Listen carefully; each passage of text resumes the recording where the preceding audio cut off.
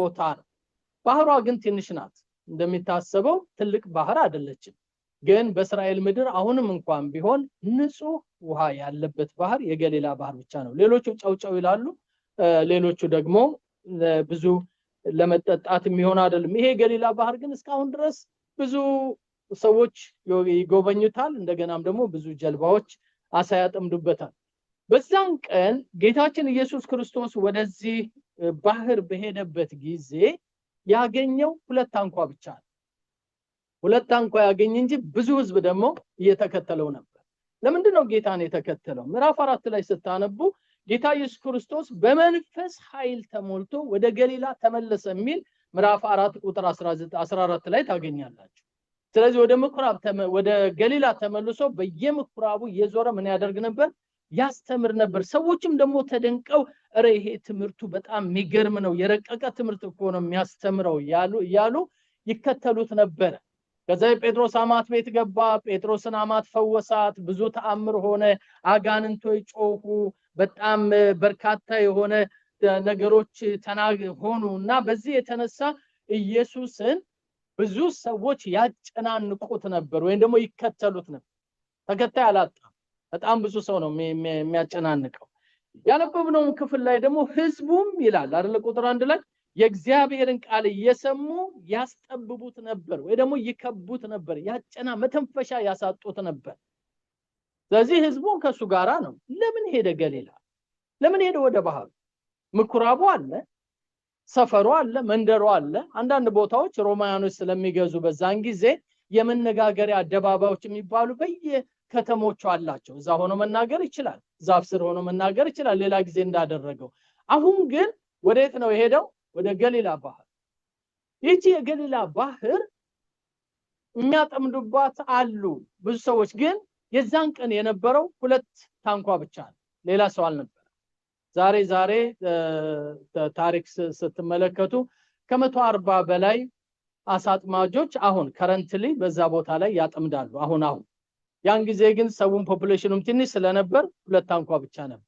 አንዱ ታንኳ የጴጥሮስና የወንድሙ እንድሪያስ፣ ሌላው ታንኳ ደግሞ የዘብዴዎስ ልጆች የዮሐንስና የያዕቆብ፣ እነዚህ ባልንጀሮች ናቸው። ግን ወደዛ ገሊላ ባህር ሲሄድ፣ ገሊላ ውሃ አጠገብ ሲሄድ ኢየሱስ ክርስቶስ ትልቅ አጀንዳ ይዞ ነው የሄደው። ሰሞኑን እንደሚያስተምረው አይነት ትምህርት አይደለም። በየምኩራቡ እንደሚያስተምረው አይነት አስተምሮ አይደለም። ይሄ የተለየ ነው። ያን የተለየ መሆኑን የሚያውቀው እሱ ብቻ ነው፣ ማንም አያውቅም። አንዳንድ ጊዜ ወደ ህይወታችን፣ ወደ ጉባኤያችን፣ ወደኛ ጌታ ሲመጣ መጠየቅ ያስፈልጋል። ለምን መጣ ብላችሁ ጌታ ሆይ እኛ መካከል ለምን ተገኘ? ይሄ ፕሮግራም የተደረገው እንደነገርኳችሁ የማንም ሰው እጅ የለበትም። የቸርች ፕላን ውስጥ የለም። አመታዊ ዕቅዳችን ላይ ወይ ደግሞ በዚህ ጊዜ የመነቃቂያ ፕሮግራም እናድርግ የሚል ምንም የለንም። ከወር በፊት ከ2 ወር በፊት አላወጣንም። እግዚአብሔር ነው ጣልቃ ገብቶ ሰው የላከል። አሜን። ለምን መጣ? ምን ሊያደርግ ነው ጌታ ልጆቻችንን የነካው? እኛን የነካል። አንዳንድ ሰዎች ነፃ ያወጡት ቀንበር የተሰበረው ምን ሊያደርግ ነው? እግዚአብሔር ህዝቡን ከዚህ ሰብስቦ አንድ ላይ እንድናመልክ ያደረገው ምንድነው ዓላማው? ለምን እንደሌላው ጊዜ ተራ ፕሮግራም አልሆነም? ለምን እንደሌላው ጊዜ ተራ ሰንዴ አልሆነማ? እግዚአብሔር በዚህ ልክ የፈለገን ፖይንት ይሄ ነው። ለምንድነው እግዚአብሔር ወደ ገሊላ ባህር ሄደ? ለምንድነው ካልጠፋ ቦታ 2 ታንኳ፣ ለዛው ተስፋ የቆረጡ ሰዎች አሳ ሳይዙ አድረው መረባቸውን የሚያጥቡ ሰዎች አገኛቸው ሐሳቤ በብዙ ነገር ጊቭ አፕ አድርገዋል። ምንድነው ገሊላ ባህር ለጴጥሮስ እና ለያዕቆብ፣ ለዮሐንስ፣ ለእንድሪያስ በኋላ 4 ደቀ መዝሙር ሆነው ለተጠሩት ለነዚህ ሰዎች ገሊላ ባህር ምንድነው? ምግባቸው እኮ ነው፣ ደስታቸው ነው፣ ሰላማቸው ነው፣ ገንዘባቸው ነው፣ ልጅ ማሳደጊያቸው ነው፣ መጦሪያቸው ሁሉ ነገራቸው እኮ ነው ያ ባህር አይደል እንዴ? ምን ሳቃላቸው እዛ ባህር ውስጥ አሳ ካላገኙ እነዚህ ሰዎች ምን ሰርቫይቫል ነገር አላቸው? ምንም የላቸውም። የዛን ቀን አሳ ለማያዛቸው ይሄን ሁሉ ተስፋ ወስዶባቸዋል። ስለዚህ እየተከዙ ነው የሚያጥቡት መረባቸውን የሚጠቀልሉት። ና ጌታ የተስፋ የቆረጡ ነገ ግን ለዓለም ተስፋ የሚሆኑ አሁን አንድ አሳ መያዝ ያቃታቸው ነገር ግን የዓለምን ሕዝብ በሙሉ መረብ ውስጥ የሚያስገቡ አሁን ለራሳቸው የሚሰጡት ዋጋ ኢምንት የሆነባቸው ነገር ግን ሴንት ፒተር ተብለው የሚጠሩ ሴንት ጆን ተብለው የሚጠሩ ሴንት ጄምስ ተብለው የሚጠሩ አሜን በልባክ እሱ የላቸው ሌላ ነው። የዛ ማለዳ እነሱ ያሉበት ሲቹዌሽን ደግሞ ሌላ ነው። እንደዚህ ሳይቶ መጥቶ ቢሆን ጌታ ምን ታውቃለህ? እንደዚህ ተረርቶ ጌታ ወደዛ ጉባኤ ልሂድ ወደዛሽ ከተማ ልሂድ ቀዝቀዝ ወዳለ ቦታ ልሂድ ብሎስ መጥቶ ከሆነ ምን ታውቃላችሁ?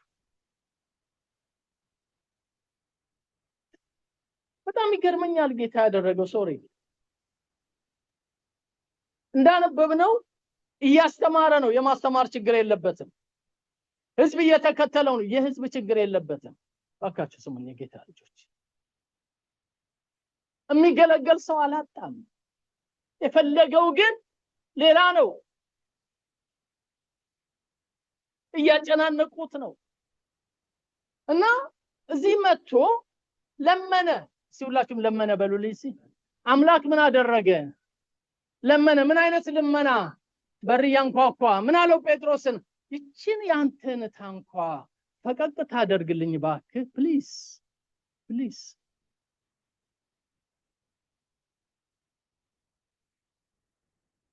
ለመነ ቃሉ አይልም እንደ እንደዛ ይላል አይደል? ያለምን። ስለዚህ ጴጥሮስ ከዛ በፊት ያውቀዋል። አማቱ ቤት ገብቶ አማቱን ፈውሶለታል። ሰፈሩ ላይ ገሊላ ላይ ተወርቷል ወሬው። ስለዚህ ምንም ማድረግ አይችልም። ራባይ ነው፣ መምህር ነው፣ ያስተምራል። በዛ ላይ ደግሞ በትእዛዝ አይደለም የመጣው። በምንድነው? በልመና ነው። እያባበለ ነው። ሆሴ እንደዛ ነው የሚለው፣ አባብላታለሁ ወደ ምድረ በዳ ወስዳታለሁ፣ ከዛም ለልቧ ምን እላታለሁ ይላል፣ እናገራታል። እያባበለ ነው ጌታ እዚህ ያደረሰን። ስንቶቻችን እየተለማመጠ ነው እዚህ ያደረሰን። አንድ ቀን ስንጠፋ አይዞ ሲለን፣ ሌላ ጊዜ ኧረ ምን ያደርጋል ስንል ደግሞ ሲያባብለን፣ ደግሞ ሲመጣ ደግሞ በሰው በኩል ሲመጣ እንደዛ ያደረገ ነው በፊቱ ያቆመን። የሁላችንም ታሪክ ይሄ ነው። ጌታ ለዘላለም ይባረክ።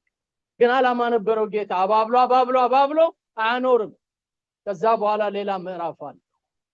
ስለዚህ ጴጥሮስ ለመነው፣ ትንሽ ልፍ አረገለት፣ ገባ። ከዛ የጀመረውን የእግዚአብሔርን ቃል ማስተማር ጀመረ። የመጀመሪያው ሰሚ እንደው ትኩሱን ከነትንፋሹ የሚሰማው ሰው ማን ነው ካላችሁ የክርስቶስን ትምህርት ጴጥሮስ ነው። ምክንያቱም ጴጥሮስ ምኑ ጋር ነበር ያለው? ታንኳይቱን እየመራ ታንኳ ውስጥ ነበር ያለው። ሰው ያለው ውጪ ነው፣ እዛ ጋር ነው ያለው። እና ያዕቆብም ያሉት እዛ ናቸው። ጴጥሮስ ግን እግሩ ስር ቁጭ ብሏል። ያ the next apostle, the head of the church ምንድነው ባለው የቤተ ክርስቲያን ዋና መሪ ሊሆን የታቀደው ጴጥሮስ ጌታ እግር ስር ቁጭ ብሎ first hand information ይሰበስባል እግሩ ስር። እግዚአብሔር ለዘላለም ይባረክ። አሜን።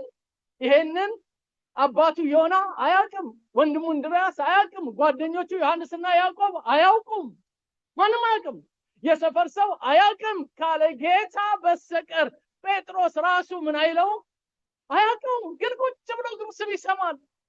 እዛ ታንኳ ላይ ሆኖ ይሰማል እና እየሰማ እያደመጠ ልቡ እየለሰለሰ ሄደ።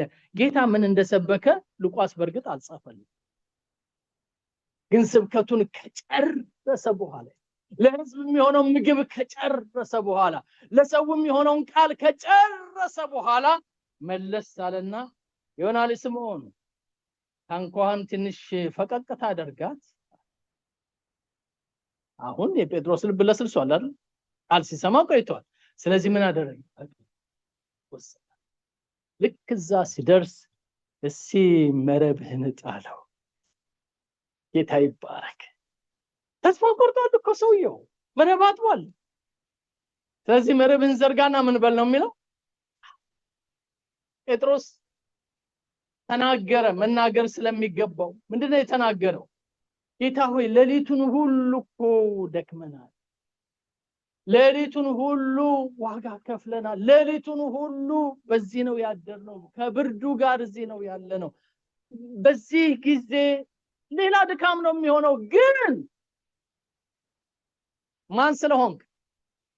ጌታ ስለሆንክ፣ የምታስተምረው ትምህርት ልቤን ስለለወጠው እንደ ቃልህ መረቤን ምን እላለሁ አለ። ጌታ ለዘላለም ይባረክ። ይሄ ሰሞኑን የመጣልን የእግዚአብሔር ቃል ወገኖቼ በህይወታችን ላይ ተአምር ይሰራል። አሜን። እንደ ቃልህ ምን እለዋለሁኝ አለ። እንደ ቃልህ ጌታ ይባረክ። እንደተናገርከው እንዳንተ ቃል እለዋለሁ። ማንኛውም አሳጥማጅ ሰው ሊናገር ይችላል ይላሉ። በተለይ እንደ ገሊላ ባህር አይነት ባህር በጣም ከባድ ነው። ምክንያቱም የገሊላ ባህር ቀደም እንደነገርኳችሁ ነው፣ አንድ ቦታ ብቻ ጥልቀት አላት እንጂ ሌላው ብዙ ጥልቀት ያለው አካባቢ አይደለም። ደግሞ ትንሽ ናት። 7 ማይል በ13 ማይል ነው ስፋቱና ርዝመቱ። ትልቅ ባህር አይደለም። ወደታች የባህሩ ጥልቀት ወደ 140 ፊት ይሆናል። አንድ ጎድጓዳ የሚባለው ቦታ ላይ ቀን አሳዎቹ በሙሉ ሄደው እዛ ጉድጓድ ውስጥ ነው የሚገቡት። መረብ አይደርስበትም፣ ያ በጣም ሩቅ ከመሆኑ የተነሳ። ስለዚህ ለቀን ይደበቃሉ ብርሃን ሲያዩ። ማታ ወደ ሰርፌሱ ቀረብ ወዳለ ይወጣሉ። አሳጥማጆች የሚያጠምዱት በዛ ነው ልም። ስለዚህ እንደሌላው ውቅያኖስ ቀን የሚጠመድበት አይነት አይደለም የገሊላ ባህር። ይሄንን ያውቃሉ ሁሉም። ለሊት ሰርተው ቀን ወደ ቤታቸው ነው የሚሄዱት እና ቀን አሳ እንደማይኖር ያውቃል። እና ጴጥሮስ ግራ ቢገባው እንግዲህ ይሄ አናጺ የሆነ ሰውዬ እዚሁ እኛ ሰፈር ያለ አናጺ ልጅ አንድ ቀን መረብ ይዞ እኛ ሰፈር ያላየ ነው አሉ ካለ ምን እንላለን? እንደ ቃልህ ምን እናደርጋለን አሉ። ክብር ለኢየሱስ ይሁን። መረባቸውን ጣሉ። እዛ ትንሽ የሞከረ ይመስለኛል ጴጥሮስ። ነቅነቅ ሲያደርግ ከብዷል ማለት ነው። ቢሞክረው የለም። አረ ወንድሞች አላችሁ እዛ ሰፈር ኑ ሲባካችሁ መጡ። ቢጎትቱት መረቡ ሊይዘው አልቻለም። እንደምንም ተናንቀው አወጡት። ከዛ የጴጥሮስም ታንኳ የዘብዴዎስ ልጆችም ታንኳ መስጠም ጀመሩ። ዮሐንስ እንደሚናገረው 152 አሳዎች ያክላሉ ይላል በቁጥር። ነገር ግን እግዚአብሔር አምላክ ያንን ተአምር አደረገ። ወገኖቼ የአሳዎቹ መያዝ አንዱ ተአምር ነው። ግን ከዛ ያለፈ ደግሞ እግዚአብሔር አለው። ሰሞኑን ፈውሳችኋል። እግዚአብሔር ተስፋ ሰጥቷችኋል። በመንፈሱ ነክቷችኋል። እግዚአብሔር በነበረው ጊዜ ልባችሁን ገር አድርጎታል። የቅርብ ያርጓችኋል። ነክቷችኋል ጌታ። ኦኬ፣ ይሄ ጥሩ ተአምር ነው። እንኳን አደረገ ጌታ። ግን አልቲሜት ጎል እሱ አይደል። ተገባችሁ ላለው ሰው ነገር ጌታ የዳሰሰህ ለዚህ አይደለም በሉና ነገር። እግዚአብሔር ያበረታሽ ለዚህ አይደለም። እንባህን ያበሰው ለዚህ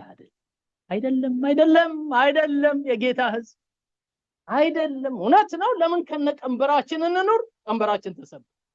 እውነት ነው። ለምን ከነስራታችን እንኑር? ስራታችን ተበጠሰ። እውነት ነው። ለምን ከነህመማችን እንኑር? ፈወሰን ጌታ። ግን ጎሉ እሱ አይደለም፣ ሌላ ነው ጌታ በውስጡ የያዘው። ክብር ለኢየሱስ ይሁን። ስለዚህ እነ ጴጥሮስ ተረባረቡ። ግርግር ነው። እንደው ዝም ብዬ ለማየት ስፈልግ በጣም እኮ ተአምር እኮ ነው የሚሆነው። ደግሞ ሰው ያል እንደ ትርኢት ባህሩ ወደታች ጎርጎድ ያለ ነው። ተራራው ልክ እንደዚህ ነው ሰው የተቀመጠበት።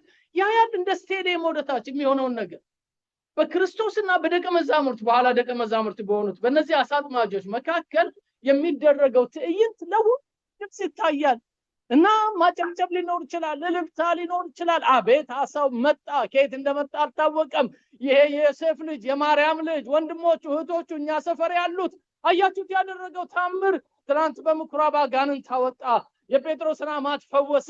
አሁን ደግሞ አሳ በሌለበት ቦታ አሳዎቹን አመጣ። ሰው ያወራል። ኢየሱስ ግን ትኩረቱ እሱ ላይ ነው። የኢየሱስ ትኩረት ሌላ ነው። ጌታ ይባረክ። ያንን ካደረጉ በኋላ ጴጥሮስ ምን አለ?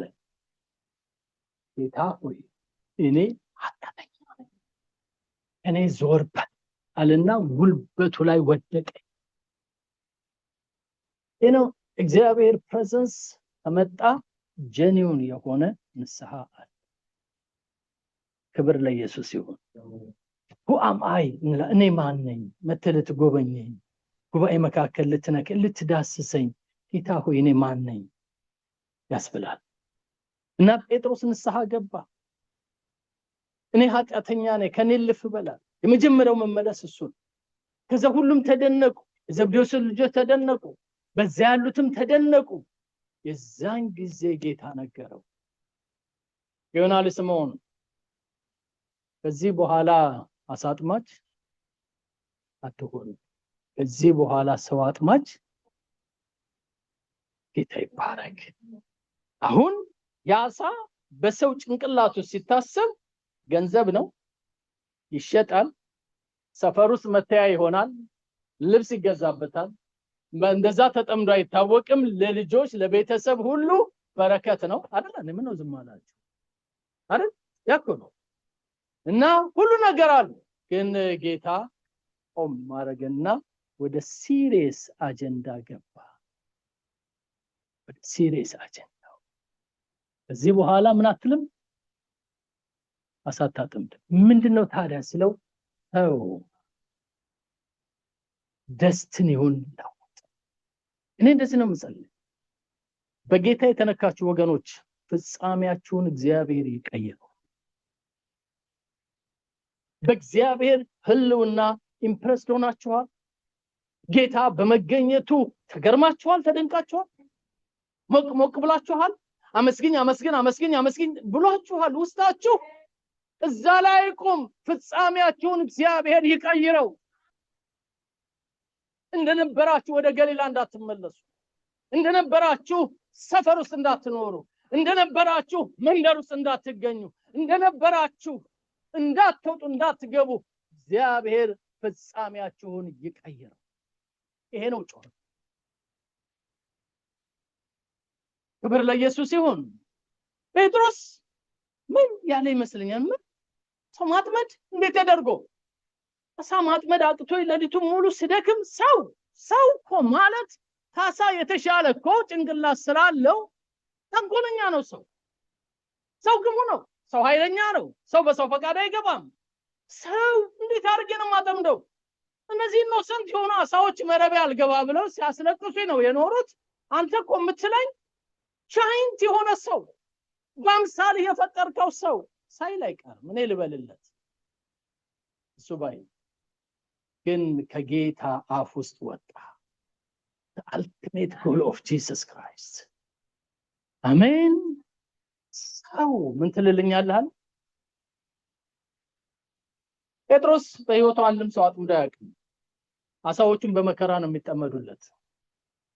ግን አንድ ቀን በበዓለ ሃምሳ ቀን የእግዚአብሔር መንፈስ በሱ ላይ በመጣ ጊዜ በጣም አጭር በሆነ ስብከት በትንሽ ደቂቃ ውስጥ ከመላው ዓለም የተሰባሰቡ አዋቂነን ሀብታምነን ኢየሩሳሌም ሄደን እናመልካለን ብለው የሚሉ ከሊቢያ፣ ከግብጽ፣ ከኢትዮጵያ፣ ከፋሪስ ከቦታ ሁሉ የተሰባሰቡ ሰዎች መካከል ቆሞ መረብ የሆነውን የጌታን ቃል ሲናገር 3000 አሳዎች መረብ ውስጥ ገቡ። ባካችሁ ንገሩልኝ፣ ፍጻሜን እግዚአብሔር ይግለጥልህ በግናል።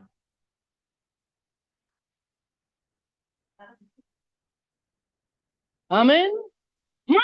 ይሄንን የልጆቻችንን ደስቲኒ እኛ ምን እናውቃለን? እስቲ ይግለጥላቸው። የኔና የእናንተን ፍጻሜ የጌታ ህልውና መገኘት ካላሳየን ማን ሊያሳየን ይችላል? ወገኖቼ ማንም ሊያሳየን አይችልም። ኃይላችንን በእጁ የያዘው ጌታ፣ ፍጻሜያችንን በእጁ የያዘው ጌታ እሱ በክብር ይገለጥልን። ተስፋ በቆረጥንበት ነገር ላይ ጌታ ይምጣልን። ያለ መንገዳችን እየሄድን ባለንበት ያለ እግዚአብሔር ፕላን በራሳችን አስበን እየደከም ባለንበት መንገድ ላይ እድሜያችንን እንዳንጨርስ ጌታ እግዚአብሔር ጣልቃ ይግባ፣ ወደሱ ሐሳብ ይመልሰን። ለዚህ ጉባኤ የምጸልይ ይሄንን እግዚአብሔርን መንገድ የምንከተል ሰዎች አሉ። ክብር ለኢየሱስ ይሁን። የገሊላ ባህር ተአምር ሰራ። ልክ ጳውሎስን ደማስቆ መንገድ ላይ አግኝቶ ፍጻሜውን እንደነገረው ጴጥሮስን ገሊላ ባህር ላይ አገኘና ፍጻሜውን ነገረው። የጴጥሮስ ኢንካውንተር ገሊላ ነው፣ ገሊላ ባህር። የጳውሎስ ኢንካውንተር ደግሞ ደማስቆ መንገድ ላይ። የኔና የናንተ ኢንካውንተር ላስት ዊክስ ሆኖ ቢሆን ዛሬስ ቢሆን ክብር ለኢየሱስ ይሁን። ይሄን የምንረዳው የቱ ላይ ነው ካላችሁ ቁጥር 11 ላይ ነው። ቁጥር 11ን ሲተመልከቱ ምንድነው የሚለው? ቁጥር 11 ላይ እነዛ ታንኳዎች እስከሚሰጥሙ ድረስ ሞልተዋል፣ መረቡ እየተቀደደ አሳዎች መጥተዋል። ግን ምንድነው ያደረጉ? ከዛ በኋላ ሁሉን ጥለው ምን አደረጉት ይላል? እግዚአብሔር ለዘላለም ይባረክ። አሜን። መረቡን ከናሳው፣ ጀልባውን ከነባህሩ፣ ሰፈሩን ከሰዎቹ ጋር ከመንደሩ ጋር ዘመድ አዝማድም በሙሉ ጥለው ኢየሱስ ክርስቶስ ጌታ ነው። እኔ ባፈሉን ለቀን እንሄዳለን ብያለንም፣ ግን የከበበንን የተቀመጥንበትን ያነቀንን ያንን ሰፈር ያንን ሐሳብ ያንን ድካም ያንን መሰልቸት ያንን መታከት ለቀነው እንሄዳለን። ከዛ የሚያላቅ ጌታ ስለነካን ክብር ለኢየሱስ ይሁን። አሜን። ያጓጓሉ እኮ እነዛ ሰው ቤት ቢሸጡ ምናምን ያስብላሉ፣ ቀመር ያስወስዳሉ። ግን አንድኞቹም ዞር ብለው እንኳን አላዩአቸው፣ ሁሉን ጥለው ተከተሉት። ዝግጁ ነን ሁሉን ጥለን ለመከተል? ዝግጁ ናችሁ? እዚህ ቤት እግዚአብሔር መንገዱን እያሳየን ነው። እግዚአብሔር ጎዳናውን እየነገረን ነው። ወደኔ ተጠጉ ነው የሚለን፣ እረቡኝ ነው የሚለን፣ አላሳፍራችሁም ነው የሚለን፣ አላከስራችሁም ነው የሚለን፣ ወደ ጥልቁ ፈቀቅ በሉ ነው የሚለን፣ ወደ መንፈሱ ሙላት ግቡ፣ በእኔ ይሁንባችሁ አታፍሩም፣ አለይ ፍጻሜ ለእያንዳንዳችሁ፣ አለይ ፍጻሜ ለሁላችሁም፣ አላሳፍራችሁም ነው የሚለው። ክብር ለኢየሱስ ይሁን። ጥቂት ነጥቦችን ቶሎ ቶሎ ልናገር። ዋናው ሐሳብ ይሄ ነው። ጌታ ኢየሱስ ክርስቶስ በዚህ ክፍል ላይ የተናገረው አንደኛው የሚለው የጠፋችሁን ነገር ታገኙታላችሁ ነው። እውነት ነው። ሌሊቱን ጠፍቷል፣ ግን ምን ትሉታላችሁ? ታገኙታላችሁ። ራእይ ጠፍቶ ከሆነ የጠፋው ራእይ ይገኛል። ምግብም ጠፍቶ ከሆነ የጠፋው ምግብ ይገኛል። ስራም ጠፍቶ ከሆነ የጠፋው ስራ ይገኛል። ሞገስ አጣችሁ ከሆነ የጠፋው ሞገስ ይገኛል። የምትፈልጉት ሰላም ከሆነ የጠፋው ሰላም ይገኛል። ምክንያቱም የሰላም ባለቤት የሆነው ማን ነው? ጌታ ኢየሱስ። ክብር ለኢየሱስ ይሁን። አሜን። የጠፋው ነገር በክርስቶስ ኢየሱስ ይገኛል። እስቲ በላችሁ ክብር ለኢየሱስ ይሁን። ኤቭሪቲንግ እንደው ሉዝ አድርጌያለሁ፣ ይሄ ነገር ጎሎኛል፣ በዚህ ነገር የምትሉት ነገር አለ ተወው። ያ የእናንተ ፍጻሜ ስላልሆነ ጌታ እግረ መንገዱን ይሰጣችኋል። ፍጻሜው ግን ሌላ ነው፣ ጎሉ ግን ሌላ ነው። ሁለተኛው መስማማታቸው ነው። እነዛ ባልንጀሮቻቸውን ጥለው ነው ወደዚህ የሄደው ጴጥሮስ። ልክ አሳዎቹ ሲመጡ ባልንጀሮቹ ምን አደረገ? ጌታ ሁልጊዜ ምን አይነት አምላክ ነው ካላችሁ ወገኖቼ፣ ህብረትን፣ ፍቅርን፣ ይቅር መባባልን፣ መያያዝን፣ መቀራረብን የሚወድ አምላክ። አሜን። ዮሐንስ ወንጌል ላይ በወቅቱ ሊቀ ካህን የነበረው ቀያፋ የሚባለው ሰውዬ እንደዚህ ተናገረ። ሰው ሁሉ ከሚጠፋ ለምን አንድ እሱን አንገለውም ብለው ተነጋገሩ። አንድ እሱን ቢገደል ይሻላል እና ዮሐንስ ምን ይላል? ኢየሱስ ክርስቶስ እኮ የሞተው ይላል። ኢየሱስ ክርስቶስ የሞተው ለመዳናችን ብቻ አይደለም፣ የተበተኑትን የእግዚአብሔር ልጆች ደግሞ ለመሰብሰብ። አያችሁ፣ ከግራም ከቀኝም ተራርቀን የነበርነውን ሰዎች ወደ አንድነት የሚያመጣ ዘር ሳይል፣ ቋንቋ ሳይል፣ ባህል ሳይል፣ ጾታ ሳይል አንድ ሰው አድርጎ የሚያቆመን የኔና የናንተ ጌታ እግዚአብሔር ለዘላለም ይባረክ። ስለዚህ ሁሉ ጊዜ ህብረታችንን ይፈልገዋል፣ መገናኘታችንን ይፈልገዋል። ሶስተኛው የንስሐ ህይወት እንዲኖረን ይፈልጋል። አራተኛው በየቀኑ ከጌታ ጋር ስንኖር መደነቅ እየሞላን እንሄዳለን። እዚህ ክፍል ላይ የተመለከተው አምስተኛው ሁላችንም የተጠራ ነው ሰው አጥማጅ እንድንሆን። ባፈሎ በብዙ የአበሻ ኮሚኒቲ የተሞላች ናት። እኛ ሰው የለም እንላለን እንጂ በጣም ብዙ ሰው ነው ያለው። በኤርትራ ኮሚኒቲ፣ በኢትዮጵያ ኮሚኒቲ፣ ከዚህም ኮሚኒቲ ውጪ የሆኑ በጣም ብዙ ሰዎች ያሉበት ሀገር ነው። አይ ዶንት ኖ የቅርብ ጊዜ ስታቲስቲክሱ ስንት እንደሚያሳይ ወደ 270,000 ነዋሪ እንዳለ ይናገራል አይደለ ጎግል። በባፈሎ በኤሪያው ደግሞ ሲታይ በሚሊዮን የሚቆጠር ሰው አለ። ሰው ያለበት አገር እየኖርን እንዴት ባዶ እንሆናለን? ሲያጠግባችሁ ላሉ ሰው ንገሩት፣ ይሄ ትክክል አይደለም በሉና ንገሩት። ዝም ማለት ይሄ ኖርማል መሰላችሁ? ኖርማል እኮ አይደለም። ይሄ እኮ ኖርማል አይደለም። ስንቶቻችን የሥራ ጓደኛ አለን? ስንቶቻችን የምናውቀው ዘመድ አለን? ስንቶቻችን ሲኦል እንዳይገቡብን የምንወዳቸው ወንድምና እህቶች አሉ፣ በስራ የሚረዱን ቅን ሰዎች ሆኑ፣ ደግ የሆኑ ያልተጣሉን፣ አብረው ገበታችን ላይ የሚገኙ ግብዣችን ስንት ሰዎች አሉ? ወጣባችሁ። ይሄ ሁሉ ሰው ባለበት ቦታ ላይ ሰው እንደሌለ፣ ሰው ከተማ ውስጥ እንደሌለ፣ እኛው ብቻ መተን፣ እኛው ብቻ አምልከን፣ እኛው ብቻ ዘምረን፣ እኛው ብቻ ደግሰን፣ እኛው ብቻ በልተን መሄድ ኖርማል ነው ትላላችሁ? አይደለም እኮ ይሄ እኮ ትንሽ ከበሽታ ያላነሰ በሽታ ነው። ሲሪየስሊ እውነቴን ነው የምነግርህ። የእግዚአብሔር ዘላለማዊ ዓላማ እነ ጴጥሮስ አሳ ያጠመዱ ገሊላ እየሸጡ ሃይ ደህና ነህ እንደምንድን ነው እንዲሉ አይደለም። ዓላማው ይሄን ሁሉ ያደረገው ሰው እንዲያጠምዱ ነው። እኔ እንደዚህ ጸልያለሁ ለኔም ለእናንተም። እግዚአብሔር አምላክ ሰዎችን አጥምደን የምንይዝበትን ባት በላያችን ላይ ያስተ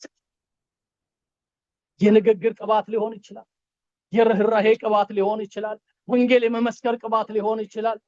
ጌታ ይባረክ። እንደ ማግኔት ነፍሳትን የሚስብ ቅባት ሊሆን ይችላል። ወንድሞቻችን እህቶቻችን ፊት ፌቨር የማግኘት ቅባት ሊሆን ይችላል። ስንናገር የመደመጥ ቅባት ሊሆን ይችላል። እሱ ጋር መፍትሄ አለ፣ እሷ ጋር መፍትሄ አለ የሚያስብል ቅባት ሊሆን ይችላል። እግዚአብሔር ይሄንን መንፈስ በላያችን ላይ ያፍስሰው ስላችሁ በጣም ለምን ጮሃለሁ? እኔ ማን ነው? አሜን ሃሌሉያ። ሐዋርያት ሥራ ምዕራፍ 20 ስናጠና ጳውሎስ ያለውን ደጋግመን አንብበናል አይደል? የማንም ሰው ደም በእጄ ላይ የለም ማለት ንግስት አይደው ስንት ጓደኛ እንዳለሽ አልነገርሻቸው፣ ግን የነሱ ሁሉ ደም አንችላል እሷ ስለምትቀርበኝ። ሌሎቻችሁ ራሳችሁን በመነጽራት ስንት ሰው ደህና ነህ፣ እንዴት ነህ፣ እንዴት ነው ስራ፣ እንዴት ነው ኑሮ ብላችሁ በየቀኑ እንደምታወሩ አላውቅም። በዛች መሃል ስለ ኢየሱስ ካልነገራችሁ ደሙ እናንተ ላይ ነው፣ ደሙ እኛ ላይ ነው። እየሰማችሁ ነው ወገኖች? ጌታ ለምን ወደ ባፈሎ አማኑኤል ቤተክርስቲያን መጣ? በህልም ግልጋይ ልኮ እንደዚህ አይነት ፕሬዘንስ ጉዳይ ከሌለው እስኪ ከነገራናችሁ ጉዳይ ከሌለው እኔ ለማሟሟቅ ቤት ኮንፈርት ለማስባል ነው አያረገው። እሱ ጄኒውን አምላክ ነው። ዓላማ ያለው አምላክ ነው። ክብር ለኢየሱስ ይሁን። ምንም ነገር ሲያደርግ without his purpose አንድም ነገር አያደርግ። እንግዲያው ያየው አለ ጌታ። የተቀለልናቸው መረቦች ይዘን ወደ ከተማው ባህር እንድንገባ እግዚአብሔር ይፈልጋል። አሜን። ሰው እንድናጠምድ እግዚአብሔር ይፈልጋል። ሲያሜን በሉ ልባካችሁ። ድግስ እየደገሱ መጥራት ወንጌል መስበክ አይደለም። የልጆች ፓርቲ ያዘጋጁ ጎረቤት መጋበዝ፣ የጠየቁንን መልሰን መጠየቅ፣ ይሄ አህዛብ የሚያደርጉት ነው። ያጎረሱትን ጎርሶ ማጉረስ እንደማለት ነው። ይሄንማ ማንም ያደርገዋል አይደል ያለው? ስለ ክርስቶስ ኢየሱስ ስላዳኙ ጌታ የተናገሩ ግን ነፍሳትን ማጥመድ በሰማይ እንደ ከዋክብት ለዘላለም ደምቆ መኖር። እግዚአብሔር ይሄንን በረከት በላችሁ ላይ ያፍስስ። ክብር ለኢየሱስ ይሁን። አሜን በሉ ልባካችሁ። ማናፍርበት ነገር በምድር ቆይታችን አንድ ነፍስ ከኋላችን ሲከተል፣ ሁለት ነፍስ ከኋላችን ሲከተል፣ ወንድም ከሌ ኮኔ መሰከረልኝ፣ እህት ከሌ ኮናት የመሰከረችልኝ የሚሉ ምስክሮች በሰማይ ስታገኙ ያን ጊዜ አልከሰራችሁም። ክብር ለኢየሱስ ይሁን። ያን ጊዜ አልከሰራችሁም። ኔክስት ስቴፕ የጌታ ለና እናንተ ጋር ያለው እዚህ ከተማ ያሉትን ህዝቦች እንድናጠምድ ነው። ግልጽ ነው ሐሳቡ። ያለፈውን ሳምንት ድግስ እርሱት፣ የነበረውን ግላመር እርሱት፣ የነበረውን ሞቅታ እርሱት፣ ወደ ዓላማው መጣና እልፍ ወደ መሃል፣ እልፍ ወደ ጥልቁ፣ እልፍ ወደ ጌታ ካለንበት ሰርክል ውስጥ እልፍ። አሜን። ወደ እግዚአብሔር ዓላማ እልፍ እንበል። እግዚአብሔር ይባረካል። ክብር ለኢየሱስ ይሁን። አሜን። እንድንጸልይ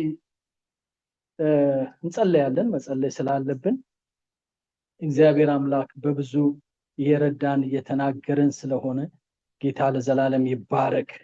አምላካችን ደግና ቸር አምላክ ነው። እንደ እግዚአብሔር እንደ አምላካችን ያለ ማንም የለም። ክብር ለኢየሱስ ይሁን።